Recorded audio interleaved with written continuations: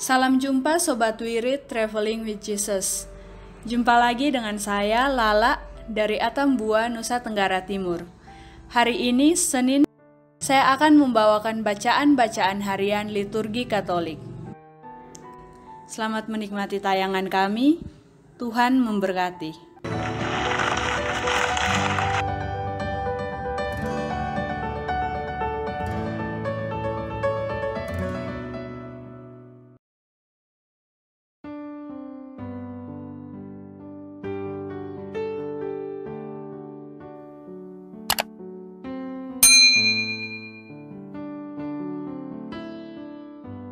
Bapak, Ibu, Saudara sekalian, selamat datang di channel Traveling with Jesus, teman baca Alkitab setiap hari bagi Anda semua. Bacaan kami ambil dari kalender liturgi Katolik. Mulai sekarang, Anda bisa mengakses bacaan yang kami bacakan dalam bahasa Indonesia, Inggris, dan Italia. Bacaan dalam bahasa Indonesia dan Inggris dapat diakses setiap hari Senin sampai dengan Sabtu, dan khusus bahasa Italia hanya pada hari Minggu. Selamat menikmati tayangan kami. Tuhan memberkati.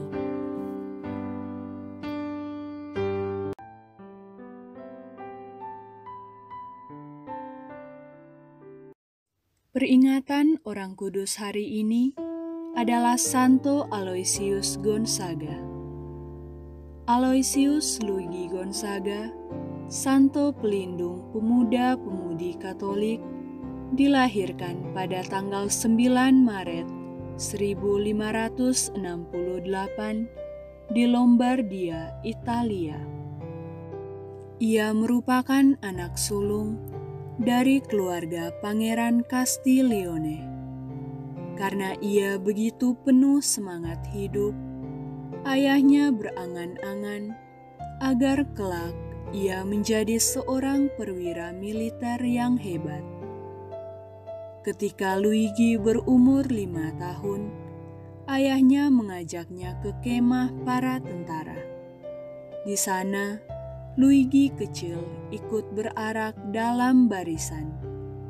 Suatu hari, ia bahkan berhasil mengisi dan menembakkan senapan ketika pasukan tentara sedang beristirahat. Ia juga belajar umpatan dan kata-kata kasar dari para prajurit. Ketika mengetahui apa arti kata-kata tersebut, Aloysius merasa menyesal bahwa ia telah mengucapkannya. Setelah remaja, Aloysius dikirim ke istana-istana para raja dan pangeran. Kelicikan, kedengkian, dan kecemaran merupakan hal biasa di sana. Tetapi dari semuanya itu hanya membuat Aloysius lebih berhati-hati dan tetap hidup sesuai tanggung jawab Kristianinya. Ketika Aloysius berumur 16 tahun, ia memutuskan untuk masuk biara Serikat Yesus. Ayahnya sangat menentang keinginannya itu. Tetapi setelah 3 tahun, akhirnya ia mengizinkannya juga. Tinggal di dalam biara, Pangeran Muda Aloysius wajib melakukan pekerjaan-pekerjaan berat dan kasar. Ia juga melayani di dapur dan mencuci piring-piring kotor, dan ia tidak pernah mengeluh. Ia biasa mengatakan, "Aku ini sepotong besi yang bengkok. Aku datang kepada agama agar dijadikan lurus oleh palu penyangkalan diri dan laku tobat." Pada awal tahun 1591, terjadilah wabah penyakit pes dan kelaparan di Italia. Aloysius mengumpulkan dana dengan mengemis di Roma bagi daerah-daerah yang terkena wabah. Aloysius bekerja langsung merawat orang-orang sakit, mengangkut orang-orang yang hampir mati di jalan raya, membawanya ke rumah sakit, memandikan mereka, dan memberi mereka makan, serta mempersiapkan mereka untuk penerimaan sakramen-sakramen. Keadaan jasmaninya berontak ketika berhadapan dengan penyakit, darah, dan segala yang kotor berbau. Sekalipun demikian, Aloysius mengatasi rasa jijik itu untuk membantu mereka yang membutuhkan pertolongan. Ia melayani orang-orang sakit hingga akhirnya penyakit pes itu menyerangnya juga. Santo Aloysius Gonzaga wafat ketika baru berusia 23 tahun dan dimakamkan di Gereja Annunziata di samping Kolese Roma. Di kemudian hari, jenazahnya dipindahkan ke Gereja Santo Ignatius. Di sana, jenazahnya disemayamkan sampai hari ini. Ia dinyatakan kudus oleh Paus Benediktus ke-13 pada tahun 1726.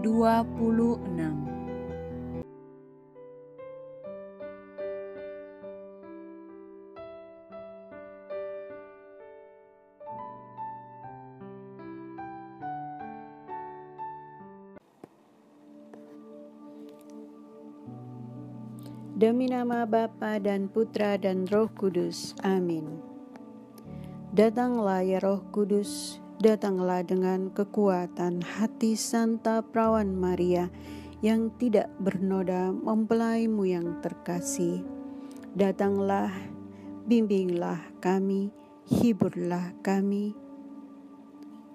Katakan pada kami apa yang harus kami lakukan, dan bantulah kami memahami kehendak Tuhan dalam hidup kami melalui firman-firman yang kami dengar hari ini. Amin.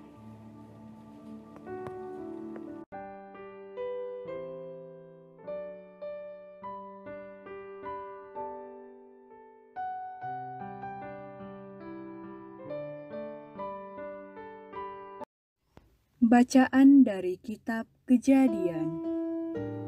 Di negeri Haran, Tuhan bersabda kepada Abram, "Tinggalkanlah negerimu, sanak saudaramu, dan rumah bapamu ini, dan pergilah ke negeri yang akan kutunjukkan kepadamu. Aku akan membuat engkau menjadi bangsa yang besar dan memberkati engkau, serta membuat namamu masyhur, dan engkau akan menjadi berkat. Aku akan memberkati orang-orang yang memberkati engkau, dan akan mengutuk orang-orang yang mengutuk engkau. Dan segala kaum di muka bumi akan menerima berkat karena engkau." Maka berangkatlah Abram sesuai dengan sabda Tuhan. Lot pun ikut bersama dengan dia.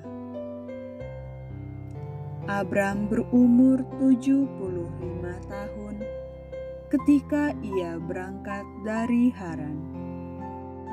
Abram membawa Sarai istrinya dan Lot anak saudaranya, segala harta benda milik mereka, dan orang-orang yang mereka peroleh di Haran. Mereka berangkat ke tanah Kanaan, dan sampai di situ Abram berjalan melintasi negeri itu sampai ke suatu tempat dekat Sikem, yakni pohon tarbantin di More. Waktu itu, negeri tersebut didiami orang Kanaan.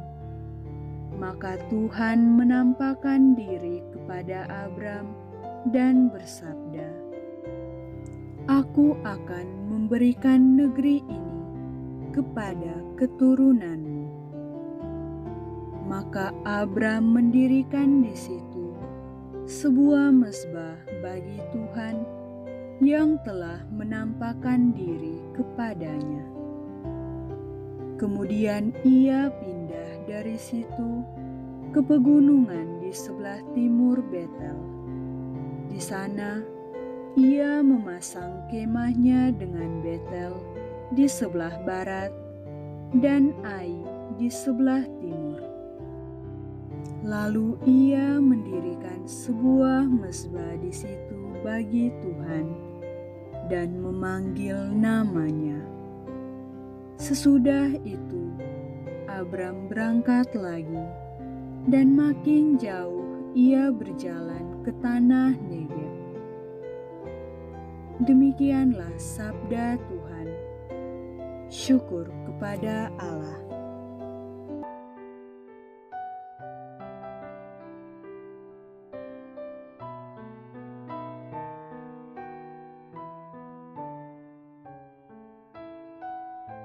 Mazmur tanggapan.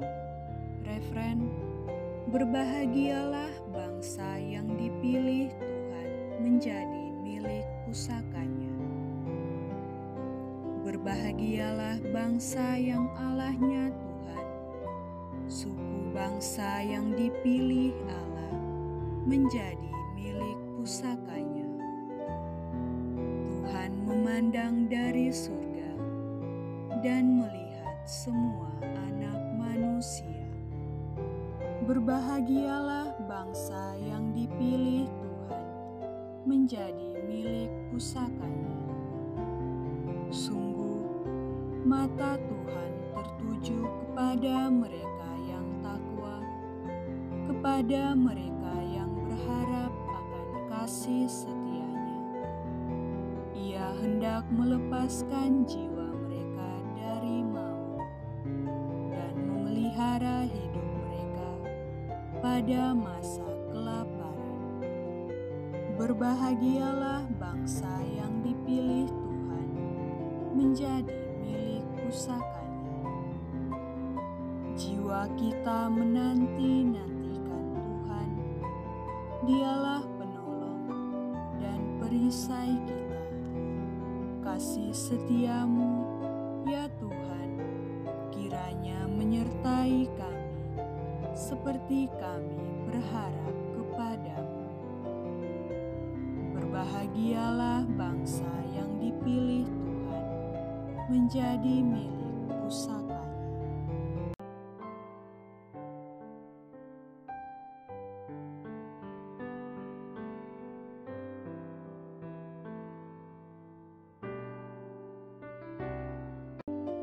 Bait pengantar Injil.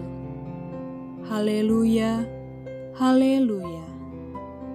Firman Tuhan itu hidup dan kuat, menusuk ke dalam jiwa dan roh. Haleluya, haleluya.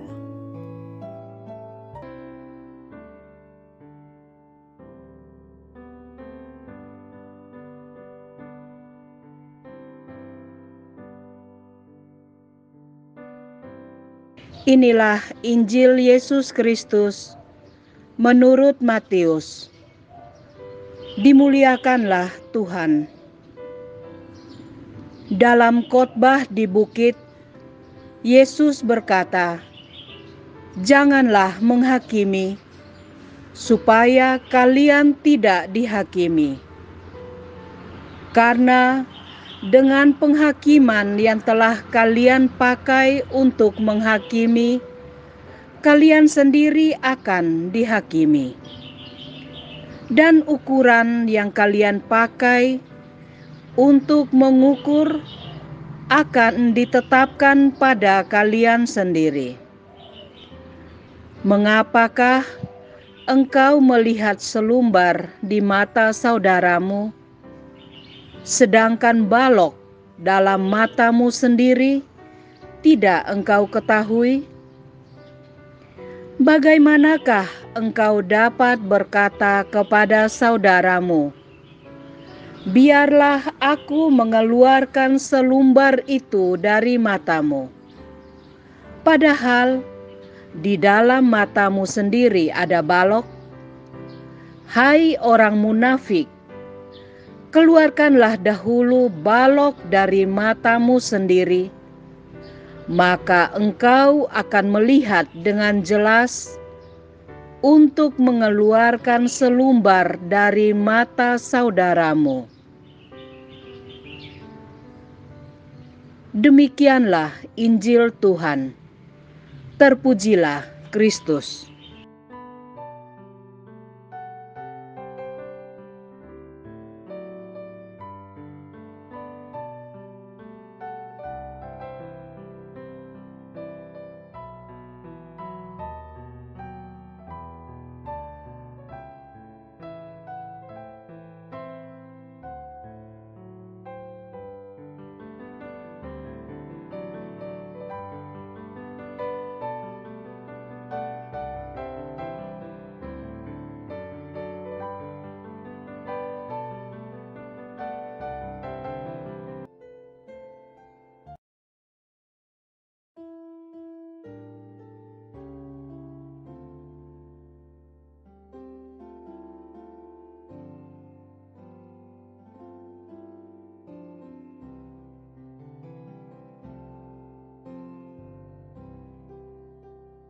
Doa penyerahan. Ya Allahku, Bapakku, dalam persatuan dengan hati tak bernoda Bunda Maria, kupersembahkan kepadamu darah termulia Yesus Kristus dari semua altar di seluruh dunia. Dan bersama dengannya, kupersembahkan pula semua pikiran, impianku, harapanku, keinginanku, rencanaku,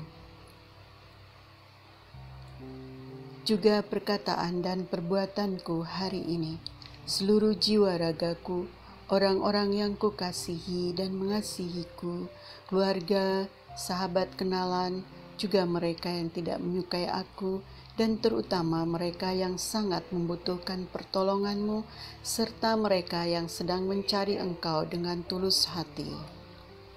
Hening sejenak.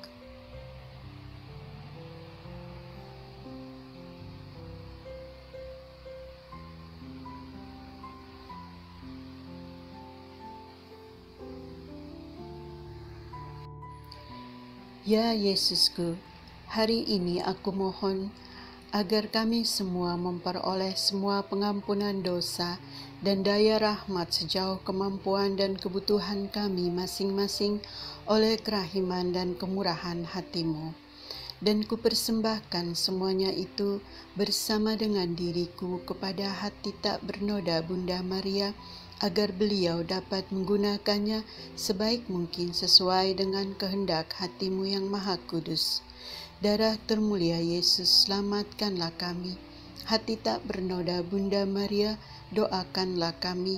Hati Yesus yang Maha Kudus, aku mengasihi Engkau. Amin.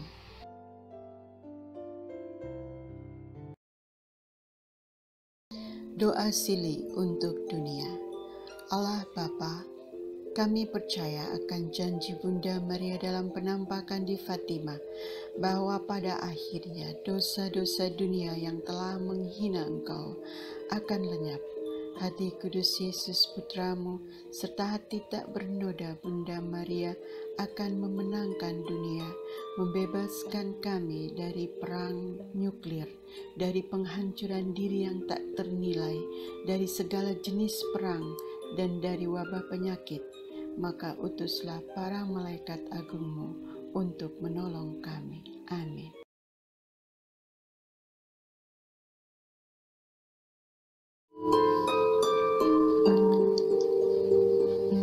Semoga Tuhan selalu menaungi-Mu, sinar mentari untuk menghangatkan-Mu, cahaya rembulan untuk mempesonamu, malaikat yang menaungi sehingga tidak ada yang bisa mencelakaimu, tawa untuk membuatmu ceria, teman setia di dekatmu, dan kapanpun kau berdoa, surga mendengarmu. Amin. Atas nama Bapa dan Putra dan Roh Kudus. Amin. Para sahabat We Read Traveling with Jesus, marilah kita memohon berkat Tuhan untuk kita semua.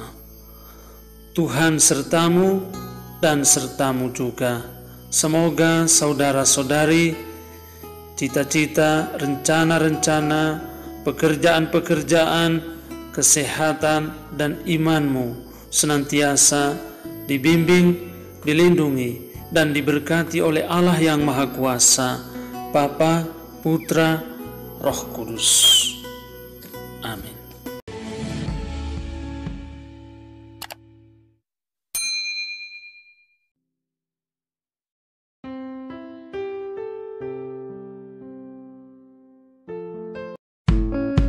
Demikian bacaan hari ini. Terima kasih sudah menonton.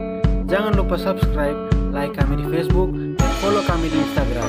We Read Traveling with Jesus. Sampai jumpa lagi di video selanjutnya.